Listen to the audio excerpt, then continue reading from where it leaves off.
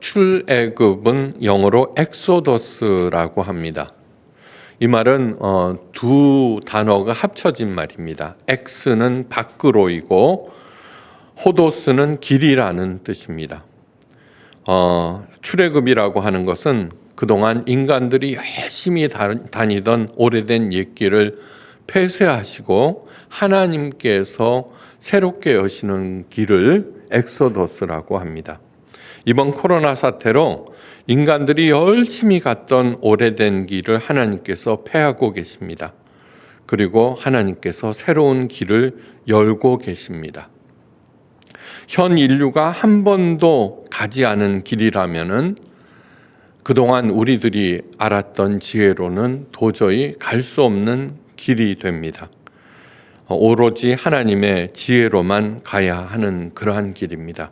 이 산상수훈이라고 하는 것은 인간의 지혜를 폐하시고 하나님의 지혜를 가르치는 구체적인 삶의 방식이 수록된 것입니다.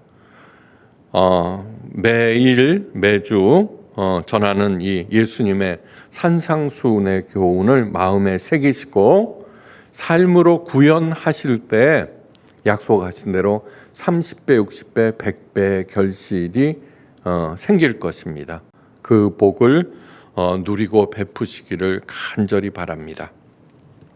호프라는 남자가 있습니다. 그에게는 11살 된 딸이 하나 있는데 불행히도 백혈병에 걸리고 말았습니다. 아버지는 그 딸을 위해서 정말 열심히 기도했습니다. 기도의 응답을 받은 것일까? 백혈병이 조금씩 호전되었습니다. 그 소식을 듣고 너무나 기쁘고 감사했습니다. 그런데 엉뚱한 데서 일이 터지고 말았는데 병실병연균에 감염되어서 딸이 그만 갑자기 목숨을 잃고 만 것입니다. 딸의 죽음을 모른 채 축하 케이크를 사들고 병실에 들어선 아버지 호프는 망연자실하지 않을 수 없었습니다. 이미 딸이 숨진 상태로 있었기 때문입니다. 그는 그 케이크를 들고 항상 기도해 왔던 그 교회로 발걸음을 옮겼습니다. 그리고 그는 예배당 중앙에 걸려있는 십자가를 향해서 케이크를 던졌습니다. 케이크는 가시면류관 바로 아래 떨어졌고 형형색색의 크림이 예수님의 얼굴 위로 흘러내렸습니다. 가슴이 아프면서도 불경스레 들리는 이 이야기는 필립 얀시의 내 안에 하나님이 없다는 그 책에 수록되어 있는 내용입니다. 그런데 정말 하나님께서 그렇게 하신 것일까요? 하나님은 전지전능하시며 기도는 산을 움직이는 능력이 있으며 믿는 자에게는 능치 못할 일이 없으며 하나님께서는 우리의 기도를 다 들으신다는 말을 수도 없이 들어왔습니다. 그렇다면은 여러분들의 그 많은 기도들이 모두 다 하나님의 응답을 받으셨습니까? 그렇지 않습니다. 응답받지 못한 기도가 훨씬 더 많을 것입니다. 그렇다면은 응답을 받지 못한 이유가 과연 무엇일까요? 기도와 정성이 부족했던 것일까요? 도대체 무엇이 잘못된 것일까? 혹시 우리가 하나님에 대해서 근본적으로 잘못 알고 있는 것이 아닐까요? 혹시 복음에 대해서 우리가 오해하고 있는 것이 아닐까? 생각해 보셔야 합니다. 욥은 하나님께서도 인정하시는 의인 중에 의인이었습니다. 그런데 사랑하는 자녀들이 한꺼번에 몰사당해 버립니다. 그 많은 재산을 잃고 그것도 모자라서 욥 자신이 병이란 병은 다 걸려버렸습니다. 사랑하는 아내마저도 하나님을 욕하고 죽으라는 저주를 남기고 떠나버립니다. 욥은 당연히 억울할 것입니다. 어쩌면은 호프라는 그 아빠보다도 훨씬 더 억울했을 것입니다. 욥은 그래서 하나님께 항변합니다. 그러나 하나님으로부터는 아무런 응답이 없었습니다. 길고 긴 항변 끝에 드디어 하나님께서 욥 앞에 나타나셨습니다. 그리고 욥에게 물으십니다. 무지한 말로 이 질을 어둡게 하는 자가 누구냐? 너는 대장부처럼 허리를 묶고 내가 네게 묻는 것을 대답할지니라. 그리고는 하나님께서는 욥에게 질문을 퍼붓기 시작하셨습니다. 내가 땅에 기초를 놓을 때 네가 어디 있었느냐?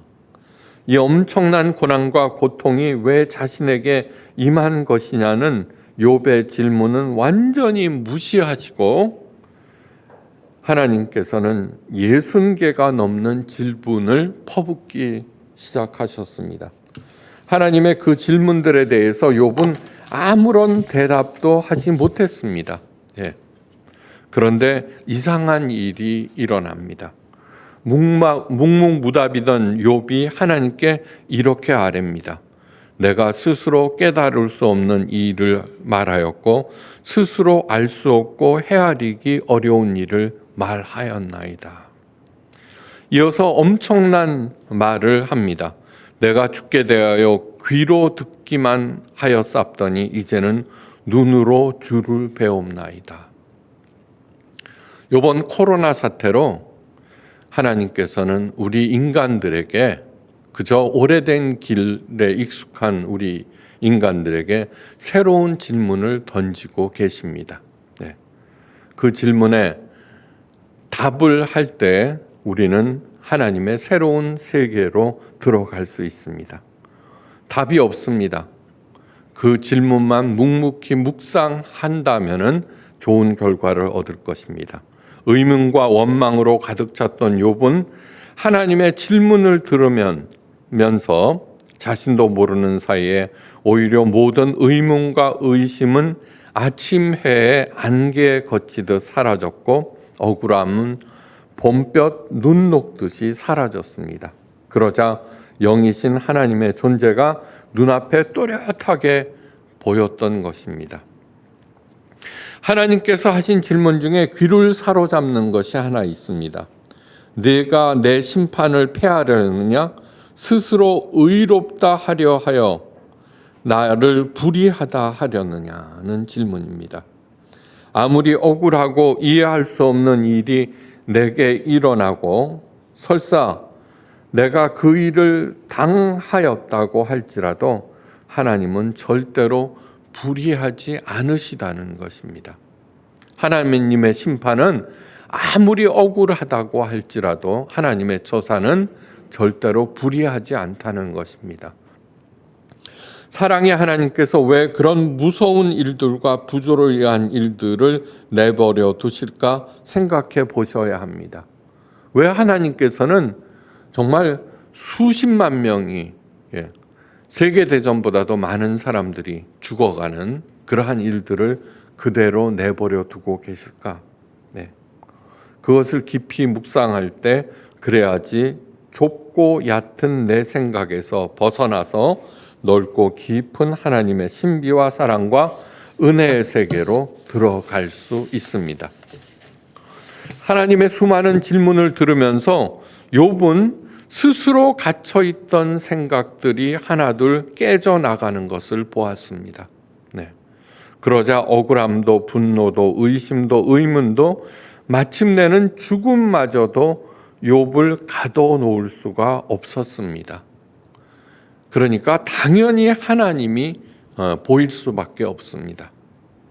예수님께서 산상수훈을 통해서 우리들이 갇혀있던 틀을 깨나가시는 중입니다. 다른 말로 얘기하면은 이 코로나 사태는 예수님의 산상수훈과 같은 역할을 하고 있으므로 그렇게 생각하시고 받아들이셔야 합니다. 산상수훈이 있다는 것은 그에 대한 가장 적절한 삶의 방식, 그것을 가르쳐주고 있기에 우리는 걱정할 필요가 없습니다. 율법을 지키지 못해서 지질이 고생하며 천국에도 들어가지 못한다고 여겼던 사람들, 율법 안에서 제대로 숨도 못 쉬었던 사람들을 향해서 예수님께서는 복이 라고 말씀하셨습니다. 첫 번째 틀을 깨버리신 것입니다. 이어서 빛과 소금이다 라고 말씀하시면서 두 번째 세계로 인도하고 계십니다. 이어서 그 무시무시한 바리새인들, 수많은 율법들을 만들어서 지켜야 한다고 가르쳤던 바리새인들보다 그 의가 낫지 아니하면 천국에 들어가지 못한다고 말씀하셨습니다. 이 얘기는 다른 말로 얘기하면 이런 것입니다. 두 번째 문을 열어주신 다음에 세 번째에 가서는 오히려 더 큰 무거운 문을 꽝 하고 닫으시는 그런 것처럼 보입니다.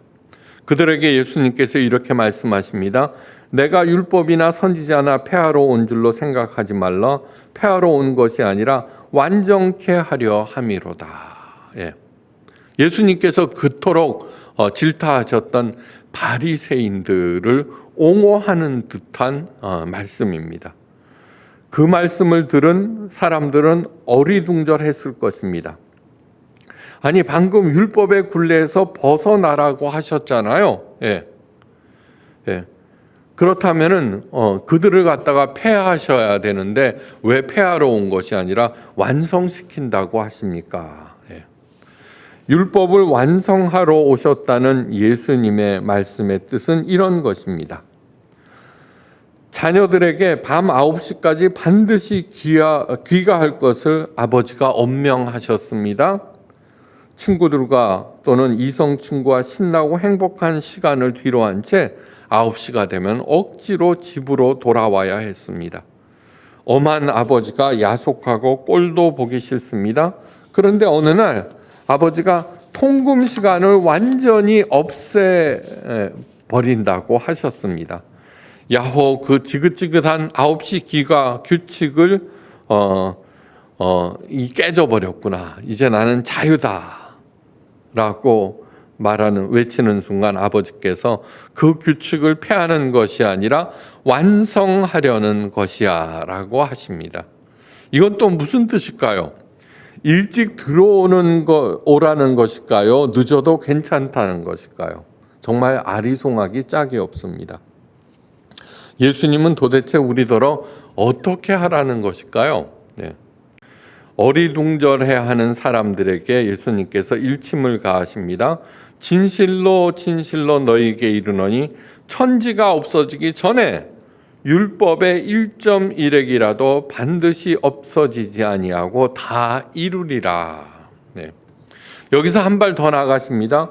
그러므로 누구든지 이 계명 중에 지극히 작은 것 하나라도 버리고 또 그같이 사람들을 가르치는 자는 천국에서 지극히 작다 일컬음을 받을 것이요 누구든지 이를 행하며 가르치는 자는 천국에서 크다 일컬음을 받으리라. 예수님의 이러한 말씀은 사람들을 혼란스럽게 하는 것이 아니라 더 새로운 세계로 더 깊이 인도하는 말씀입니다. 예수님의 말씀을 올바로 이해하고 그래서 예수님께서 인도하시는 새로운 세계로 들어가기 위해서는 율법과 계명의 본질에 대해서 올바로 인식하셔야 합니다. 모든 율법의 중심이요 근간은 바로 십계명입니다. 십계명. 나 외에 다른 신을 내게 있게 말지니라. 운상을 만들지 말라. 하나님의 이름을 망령 때에 일컫지 말라. 안식일을 거룩하게 지키라. 내 부모를 공경하라. 살인하지 말라. 간음하지 말라. 도적질하지 말라. 내 이웃에 대해서 거짓 증거하지 말라. 내 이웃의 것을 탐내지 말라. 이것이 십계명입니다. 살인하지 말라. 앞으로 이제 이 십계명에 대해서 구체적으로 예수님께서 설명하고 계십니다. 살인하지 말라는 것은 사람을 죽이는 것을 얘기하는 것이 아니라 나중에 아시겠지만 사람들을 비판하고 반대하고 욕하는 것 자체, 사람들의 생명을 갖다가 이렇게 파괴하는 것을 일는 일체의 행위를 살인이라고 하는 것입니다. 간음이라고 하는 것은 바람 피우고 하는 그런 것이 아니라 사람의 생명을 사랑이 없이 이용해 먹는 모든 행위들을 간음이라고 하셨습니다. 1.1획도 없어지지 않는다는 말씀은 이 십계명의 내용은 어떤 상황에서도 지켜야 한다는 그런 뜻입니다. 세상이 변했다고 우상을 만든다든가 안식일을 아무렇게나 지키거나 부모님을 공경하지 않아도 되는 것이 아닙니다. 우상은 부처님 이렇게 말하는 것이 아니라 우상은 하나님보다 더 소중하게 여기는 모든 것들이 우상입니다. 다 이루리라는 것은 이 완성의 주체가 우리가 아니라 하나님이라고 하는 의미입니다. 어느 누구도 십계명을 완전하게 지킬 수 없습니다. 하지만 언제나 우리가 지향해야 하는 방향을 알려줍니다. 이 십계명은 첫 번째 삶의 이정표가 됩니다. 삶의 이정표. 우리들이 머릿속에다가 십계명을 갖다가 다 이게 숙지하고 있으면은 뭐냐 그러면은 우리 삶의 내비게이션이 돼서 우리를 갖다가 하나님으로 인도해 버립니다. 또한 십계명은 하나님의 은혜와 하나님의 세계를 알려주는 그 범위를 알려주는 울타리입니다. 울타리. 이 울타리는 낮고 느슨합니다. 그래서 얼마든지 넘나들 수 있지만 그러나 하나님의 은혜의 세계를 벗어나는 순간 무슨 일이 일어나느냐 그러면 우리들의 안전은 더 이상 보장되지 않습니다. 이렇게 십계명의 두 가지 기능 잊어서는 안 됩니다. 이정표 그리고 울타리. 율법과 복음의 관계. 다시 말해서 율법과 산상수훈의 예수님의 가르침을 극명하게 보여주는 예화가 하나 있습니다. 바리새인들이 만든 율법과 예수님께서 가르쳐 주신 산상수훈. 마음씨가 착한 한 여자가 있습니다. 결혼을 했는데 이 사람은 돈은 좀 있습니다. 그런데 그 남편은 너무너무 엄격하고 꼼꼼한 사람이어서 출근할 때마다 그날 해야 하는 일들을 적은 목록들을 그 여자에게 주었습니다. 빼곡하게 적힌 그 일들을 하는데 마음이 내키지 않는 일을 하려니까 전혀 기쁨이 없습니다. 근데 더 큰 일은 무엇이냐 하면은 퇴근 후에 집으로 돌아와서는 그 목록에 따라서 일일이 점검하는 일입니다.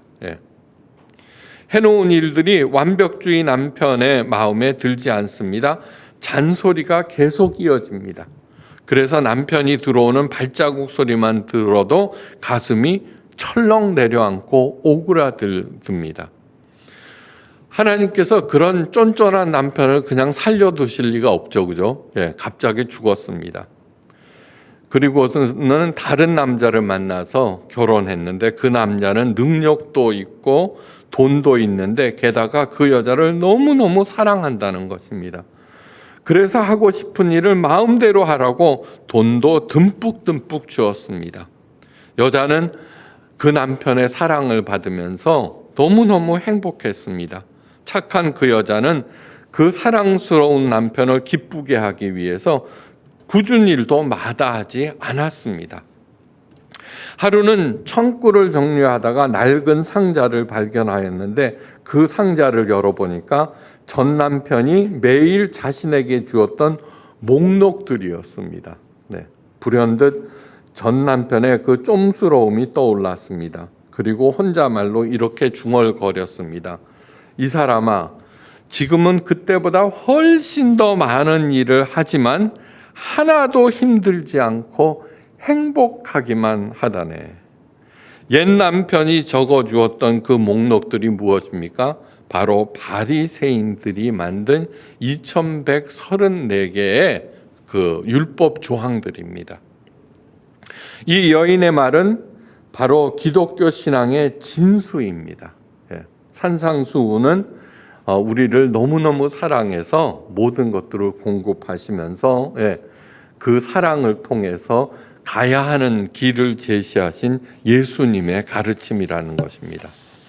바리새인들은 하나님을 사랑하지 않으면서도 2134개의 율법을 잘 지켜서 하나님으로부터 복을 얻겠다고 몸부림치는 사람들입니다. 자기들만 그렇게 하면은 모르겠는데 다른 사람들까지도 그렇게 해야 한다고 다구치고 있습니다.